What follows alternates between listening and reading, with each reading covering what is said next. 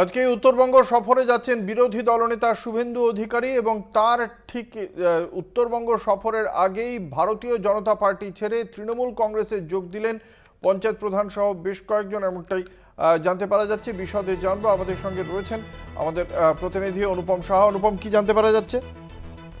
গত লোকসভা নির্বাচনের ফল ঘোষণার পর থেকেই কিন্তু বিজেপিতে ভাঙন অব্যাহত। ইতিমধ্যেই কিন্তু বেশ কয়েকটি গ্রাম পঞ্চায়েতের বিজেপি পঞ্চায়েত সদস্য তারা কিন্তু তৃণমূল কংগ্রেসে যোগদান করেছেন। এমনই ঘটনা ঘটেছে আজকে। তৃণমূল কংগ্রেসে যোগ দিলেন বিজেপির প্রধান।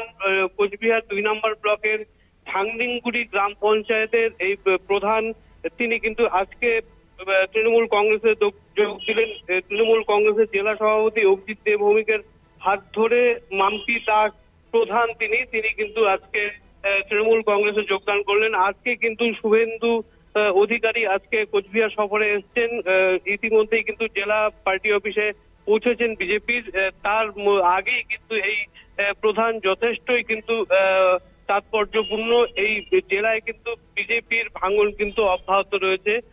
অঙ্কুর, ধন্যবাদ। আমাদের সঙ্গে ছিলেন আমাদের প্রতিনিধি অনুপম সাহা।